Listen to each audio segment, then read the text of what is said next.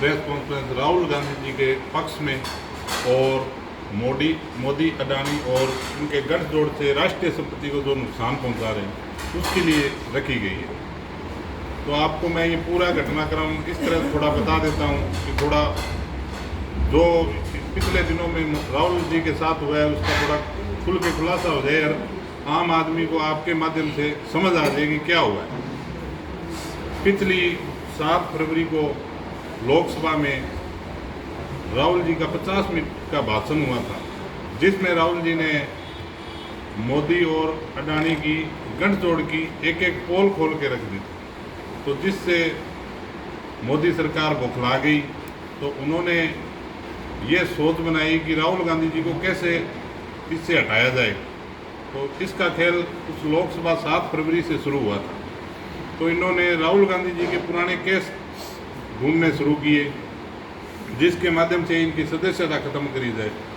तो इनको ये एक केस मिला, गुजरात के सूरत में चल रहा था, जो कोई भाजपा विधायक ने इन पे कर्नाटक में हुई रैली में जो राहुल जी ने भाषण दिया था उसके संदर्भ में उन्होंने केस किया था। तो उस केस के आधार पर इन्होंने कार्रवाई दोबारा चालू करी। जो वो केस था जी 16 फरवरी को केस शुरू हुआ था वो, और उसकी उन्होंने हाई कोर्ट में याचिकाकर्ता ने स्टे ले रखी थी। अब सरकार का सिस्टम देखो, उस स्टे याचिकाकर्ता की स्टे ली हुई को मोदी सरकार ने हाई कोर्ट से अभी कुछ समय पहले 7 फरवरी के बाद उन्होंने स्टे को हटवाया और सूरत की उसी कोर्ट में वो केस दोबारा शुरू हुआ। और 15 और 20 दिन के कार्रवाई के बाद 15-20 दिन की कार्रवाई के बाद 23 मार्च को इस पे राहुल गांधी जी केस पर फैसला आ गया, जिसमें उन्हें 2 साल की सज़ा सुनाई गई।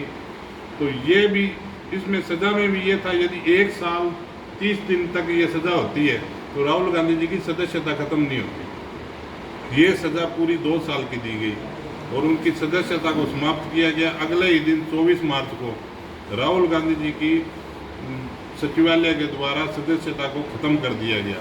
तो ये सब सारा मोदी सरकार का सिस्टम ये है। जब से राहुल गांधी जी ने पदयात्रा 4000 किलोमीटर शुरू की थी, उनकी लोकप्रियता बढ़ी, आम जन की उन्होंने समस्या सुनी, मोदी सरकार की खामियां दिखाई, तो ये पार्टी बौखला गई है। राहुल गांधी जी को रोकने के लिए ये सब किया जा रहा है। पर आपको ये बता दें, सदस्यता रद्द करने से राहुल गांधी यहीं नहीं रुकेंगे। उनकी लोकप्रियता इतनी बढ़ चुकी है कि आम जन उनको जानने लगा है और वो ज़्यादा से ज़्यादा लोगों के बीच आएंगे। और हम पूरी पार्टी, कांग्रेस पार्टी राहुल गांधी जी के साथ है।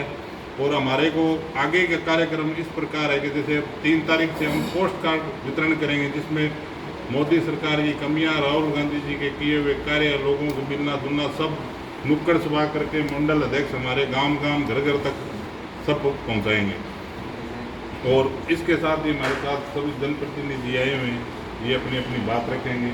भाई साहब कि आज जो मामले के ऊपर ब्लॉक कांग्रेस कमेटी के द्वारा ये प्रेस कॉन्फ्रेंस आयोजित की जा रही है, मैं बहुत स्पष्ट रूप से ये कहना चाहता हूँ कि इसके 2 पक्ष हैं, एक न्यायिक पक्ष है और एक राजनीतिक पक्ष है।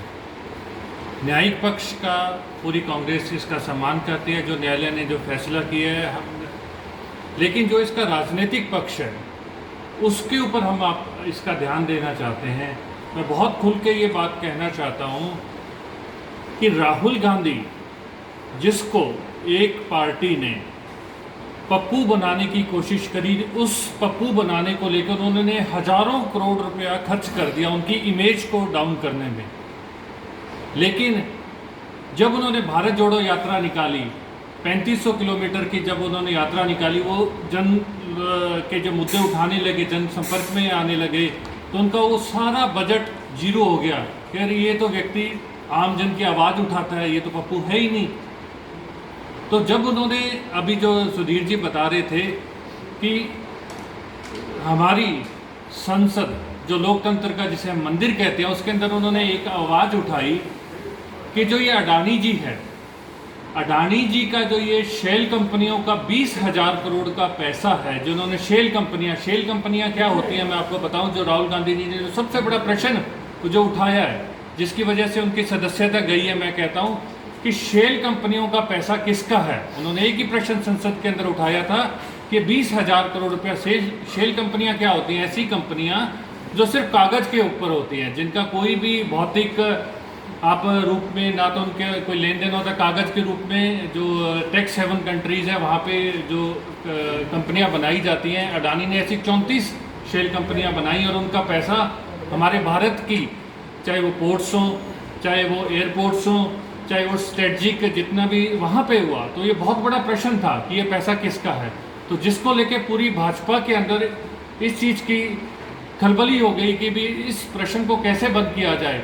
तो पहले तो उन्होंने राहुल गांधी जी के माइक बंद किए, उसके बाद उनको संसद में जो उन्होंने भाषण दिया उसके लगभग सारे भाग जो मोदी और अडानी का उन्होंने रिलेशन पूछा तो उनको एक्सपेंस कर दिया गया। और फाइनली उन्होंने एक पूरे सिस्टम के अनुसार एक जो केस ढूंढकर और उसकी सदस्यता को तुरंत प्रभाव से गैर कानूनी ढंग से, ये राहुल जी की सदस्यता रद्द नहीं हुई, मैं कहता हूँ लोकतंत्र पे हमला है, हमारे संविधान पे हमला है। ये बहुत बड़ा हमला है कि संविधान की जो मूल भावना को ध्यान में ना रख कर और एक जनता द्वारा चुने गए सांसद की जो सदस्यता रद्द की गई है अलोकतांत्रिक तरीके से, जो सबसे बड़ा प्रश्न है। और मैं ये कहना चाहता हूँ कि इनको क्या मिला कि राहुल गांधी, मैं कहता हूँ अब मैं गर्व के साथ कह सकता हूँ कि हमारा नेता हमारे देश का सबसे ईमानदार लीडर है, क्योंकि इन्होंने इनके ऊपर ईडी लगाई, 66 घंटे में पूछताछ की, सीबीआई के माध्यम से पूछताछ की, इनको कुछ नहीं मिला।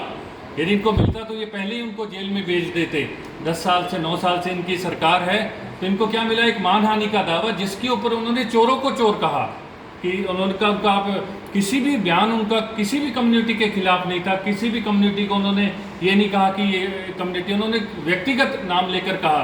और हैरानी की बात है, उन जिन 3 व्यक्तियों को उनको नाम लेके कहा, तीनों ने मानहानि का दावा नहीं पेश किया। मानहानि का दावा किसने किया? कोई पुरनेश मोदी करके गुजरात के एक व्यक्ति ने, तो जिसकी मानहानि हुई नहीं। तो इस प्रकार इस केस को बनाकर उन्होंने एक स्थापित किया और अलोकतांत्रिक तरीके से इनकी सदस्यता गई है। और ये सिर्फ और सिर्फ राहुल गांधी पे हमला नहीं है, संविधान पे हमला है। और हमारा इस प्रेस कॉन्फ्रेंस करने का, हम सबको मिलकर हमारे संविधान को बचाना है, क्योंकि राहुल जी ने बहुत स्पष्ट तरीके से कहा था, मैं मेरी सदस्यता जाने से डरने वाला नहीं हूँ, ये आवाज़ बंद नहीं होगी। आप यदि संसद का मार्ग हमारे लिए बंद करोगे तो सड़क पर होकर हम ये प्रश्न पूछेंगे कि बताओ मोदी जी और अडानी जी का क्या संबंध है।